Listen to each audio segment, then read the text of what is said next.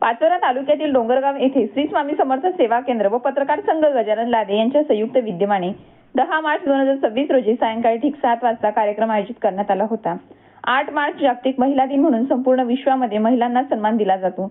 महिलांमधील आत्मविश्वास वाढावा व त्यांच्या मनातील भीती कमी व्हावी, पुरुषांच्या बरोबरीला महिलांचे कर्तव्य महान आहे असे सांगणारा हा जागतिक महिला दिन आहे। या कार्यक्रमाच्या अध्यक्षस्थानी पिंपळगाव हरेश्वर पोलीस स्टेशनचे सहाय्यक पोलीस निरीक्षक कल्याणी वर्मा या होत्या। तर प्रमुख उपस्थितीमध्ये सामाजिक कार्यकर्त्या श्वेता सीमा विनोद पाटील ह्या होत्या। कार्यक्रमाच्या निमित्ताने जवळपास 18 महिलांना रणरागिणी पुरस्कार देऊन सन्मानित करण्यात आले। या कार्यक्रमासाठी पंचक्रोशीतील सर्व पत्रकार बंधू, श्री स्वामी समर्थ सेवेकरी व डोंगरगाव येथील ग्रामस्थ व माता भगिनी मोठ्या संख्येने उपस्थित होते। महिलांनी घाबरून न जाता अन्यायाविरुद्ध लढा देणे प्रत्येक महिलेचे कर्तव्य असा संदेश API कल्याणी वर्मा यांनी दिला।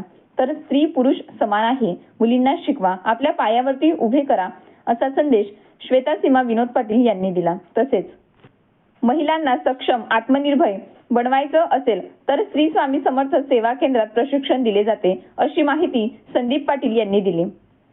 सन्मानित करण्यात आलेल्या महिला हरिभक्त पारायण कीर्तनकार सुनीताताई पाटील, लक्ष्मी माता वारकरी शिक्षण संस्था पाचोरा संचालिका दीपालीताई मुकेश मापारी, बाल संस्कार प्रतिनिधी डोंगरगाव स्वातीताई श्रीकांत पांडे शेवाळे, उषाताई बाळू इजारी गृहिणी डोंगरगाव, भगवान पाटील पोलीस पाटील पिंपरी खुर्द, सखुबाई बाबूलाल तडवी आदर्श महिला सातगाव डोंगरी, गायत्री श्रीकृष्ण क्षीरसागर न्यूज चॅनल अँकर पिंपळगाव हरेश्वर, मीराबाई सुनील इजारे अंगणवाडी सेविका डोंगरगाव, लताबाई बापूराव पाटील वाडी शेवाळे केंद्र प्रमुख श्री स्वामी समर्थ सेवा केंद्र, श्रद्धाताई दत्तू पाटील अंगणवाडी सेविका पिंपरी खुर्द, ज्योतिताई यशवंत दुसाने आध्यात्मिक प्रवचनकार चंद्रकला कृष्णराव पाटील प्रवेशक शिंदाड। या कार्यक्रमासाठी डोंगरगाव येथील माजी सरपंच गजानन भाऊ कळवत्रे यांच्याकडून प्रश्न उत्तर कार्यक्रमात ज्या महिलांनी उत्तर दिले त्यांना बक्षीस देण्यात आले। तसेच या कार्यक्रमासाठी मुकेश मापारे व गावातील सेवेकरी माता भगिनींनी ग्रामस्थांनी अतिशय मेहनत घेतली।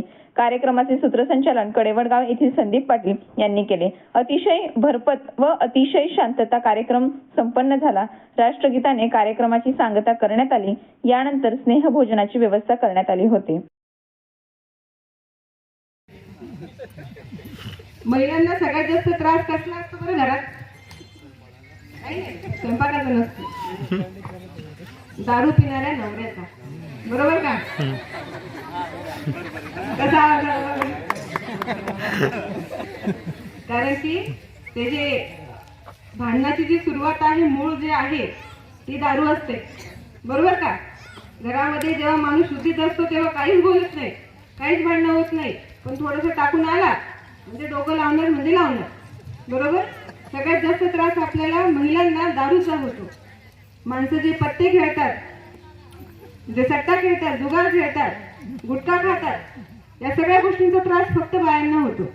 मारहाणीची सुरुवात माणूस शुद्धीमध्ये मारूच शकत नाही असं माझा अभ्यास आहे की माणूस जर शुद्धीमध्ये असला की त्याला थोडीशी जाणीव असते की नाही बाबा ही आता ठीक आहे, ही आता नॉर्मल आहे, हिच्या अंगात काळी माता आली तर ही काय सोडणार नाही आपल्याला।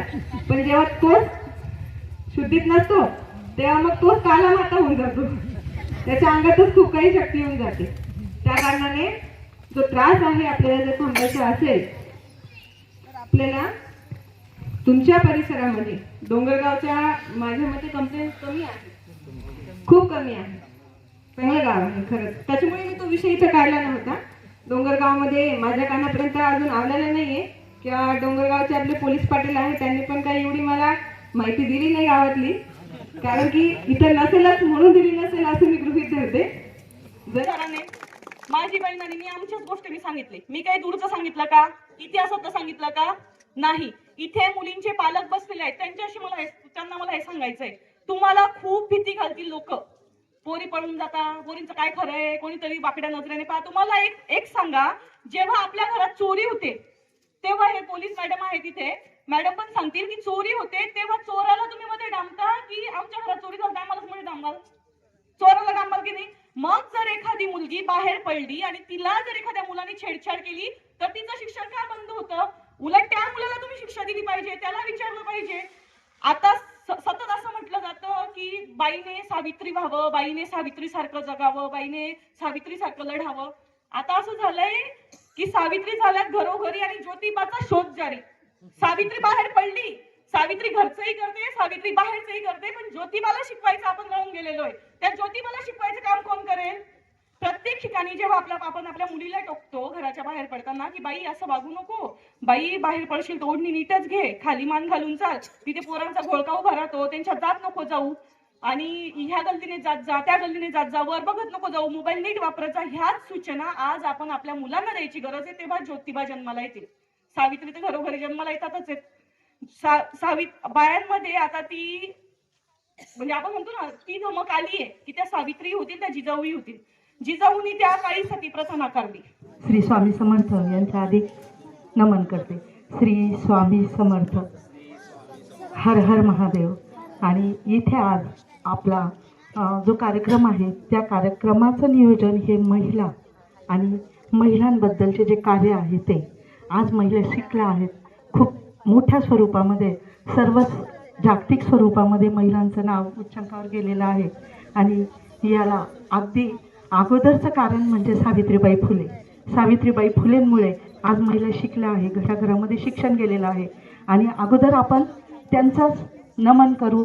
श्री सावित्रीबाई फुलेंचा आपण जय जयकार करू. सावित्रीबाई फुले की जय.